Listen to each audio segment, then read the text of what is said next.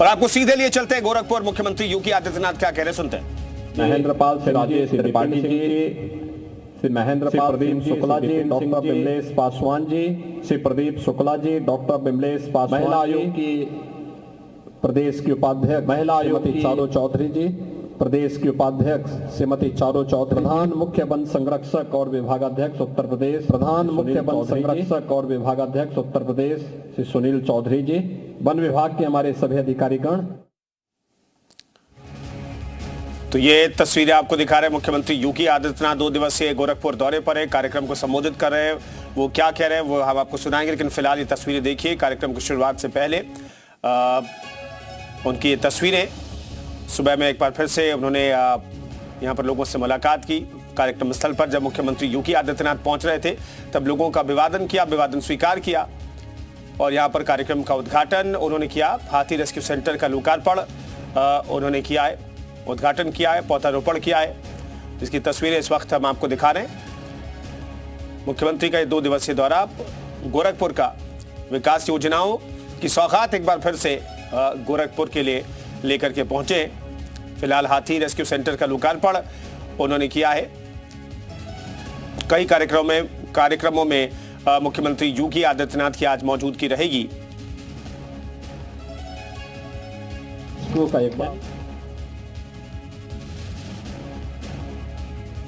तो ये 2 तस्वीरें आपको दिखा रहे हैं। मुख्यमंत्री योगी आदित्यनाथ का संबोधन भी हो रहा है, वो तस्वीरें भी आपको दिखाएंगे, लेकिन उससे पहले उन्होंने पौधारोपण किया है, जिसकी तस्वीरें आपको दिखा रहे हैं।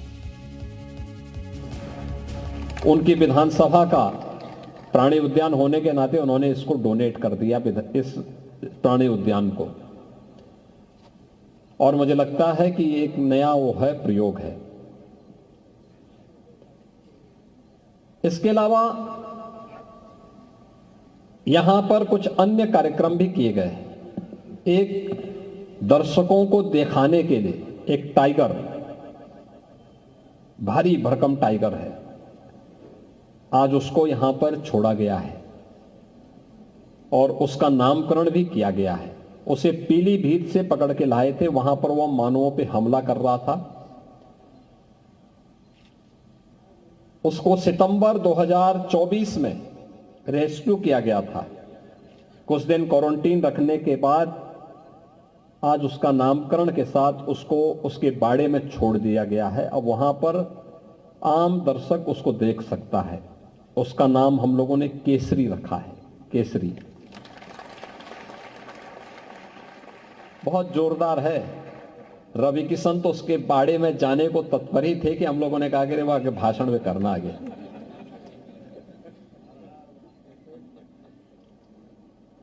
दो भेड़िए, ये नर और मादा हैं, दोनों बहराइच में।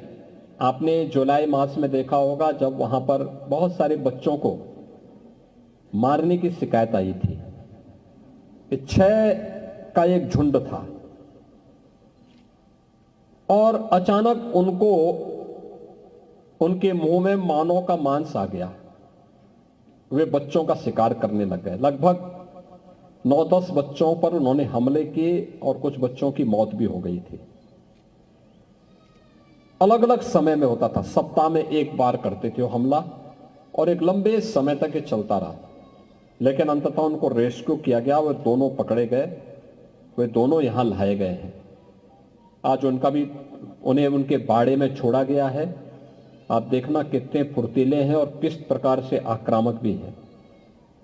उनका नाम भी रखा गया, एक का नाम, नर का नाम भैरव और मादा का नाम भैरवी। ये दोनों नाम भी उनको दिए गए हैं, उन्हें भी वहां छोड़ा गया है। यहां पर जो मंत्री जी बता रहे थे कि 121 एकड़ क्षेत्रफल में ये पूरा प्राणी उद्यान बना है। 350 से अधिक प्राणी यहां पर आज के दिन पर हैं और लगभग हर प्रकार के प्राणी यहां पर आ चुके हैं, चाहे वह पशु हो, पक्षी हो या फिर अन्य तमाम प्रकार के हैं। हम लोग राइनो के सेंटर में भी गए थे, जहां पर हम लोगों ने राइनो को खिलाया भी। थोड़ा भी हम देख रहे थे, लायन के उसमें हम लोग गए थे, बब्बर शेर जिसे आप कहते हैं। हम उसके सेंटर में जब गए, जो केयर टेकर है उस नाम से बुला रहा था, आ जा रहा था। यानी कहने के लिए वह जानवर है, लेकिन उसके मन में भी संवेदना है। थोड़ी अगर कोई आत्मीयता दे, उसके साथ ठीक व्यवहार रखे, शत्रु जैसा भाव न रखे, तो बहुत आसानी के साथ मनुष्य के पास आना चाहता है। प्रकृति के साथ तालमेल बिठा करके ही हम लोग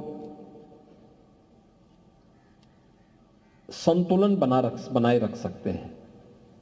प्रकृति के साथ, पर्यावरण के साथ, वन्य जीवों के साथ, अन्य जीव जंतुओं के साथ, पशु पक्षियों के साथ अगर हमारा व्यवहार अच्छा है, संवेदनशील है, अगर हम पर्यावरण के अनुकूल है, तो पर्यावरण हमें जीने के लिए उत्तम वातावरण देगा। और इस पर सरकार ने अनेक कार्यक्रम प्रारंभ किए। डबल इंजन की सरकार, केंद्र और राज्य सरकार इसको आगे बढ़ा रही है। और पिछले 7-8 वर्षों के अंदर हमारी सरकारों ने जो प्रयास किया है, इसमें 100 करोड़ से अधिक वृक्षारोपण किया है। इसका परिणाम क्या है कि उत्तर प्रदेश का वन का आच्छादन बढ़ा है। लगातार इसमें वृद्धि हो रही है। कैंपियरगंज में जटायु संरक्षण का केंद्र भी बन रहा है। हमारा प्रयास है कि लैंड जल्दी उपलब्ध अगर हो जाती है तो एक फॉरेस्ट्री का, हॉर्टिकल्चर एंड फॉरेस्ट्री का भी एक सेंटर, इंस्टीट्यूशन और यूनिवर्सिटी के रूप में उसे स्थापित किया जाए। यह आज की आवश्यकता है। नई पीढ़ी को पता लगना चाहिए पर्यावरण का महत्व क्या है। और इसीलिए मैं आप सबसे कहना चाहूंगा कि पर्यावरण के लिए जो कारक खतरनाक है, पर्यावरण के जो दुश्मन है, उनसे परहेज करना है। उसमें आपका भी, वर्तमान पीढ़ी का भी, आने वाली पीढ़ी का भविष्य सुरक्षित है।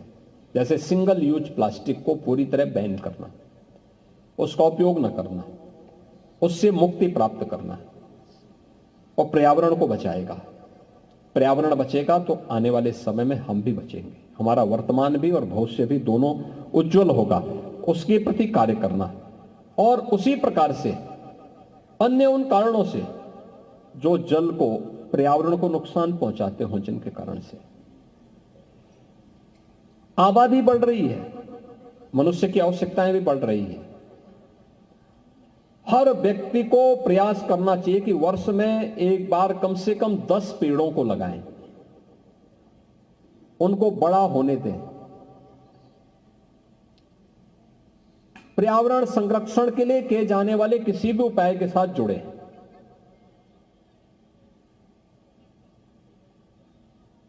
हमारा घर होगा, छत होगी, बरसात का पानी फालतू न जाए, उस जल के संरक्षण के लिए रेन वाटर हार्वेस्टिंग को बढ़ावा दें।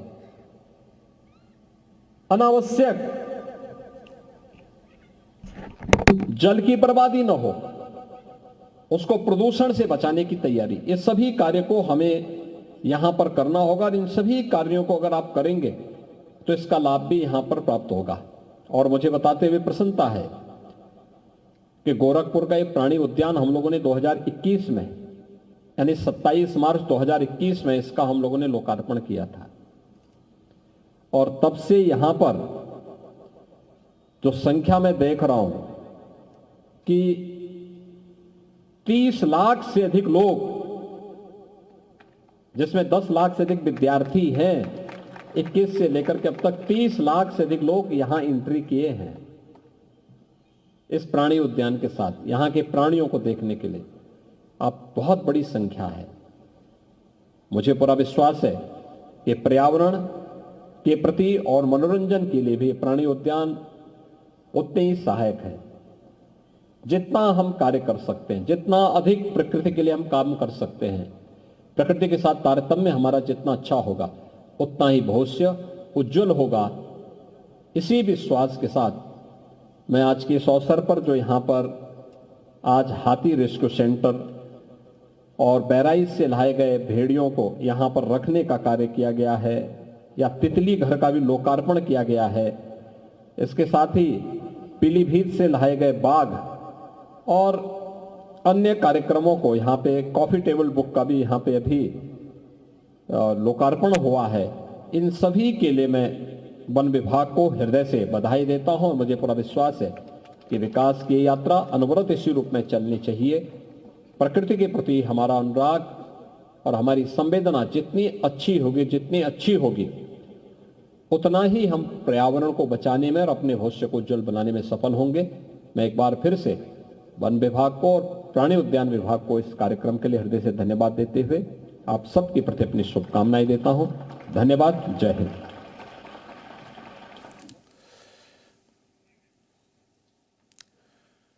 तो मुख्यमंत्री योगी आदित्यनाथ के संबोधन को आप सुन रहे थे। प्रकृति के साथ संतुलन बैठाने का जिक्र वो अपने संबोधन में करते हुए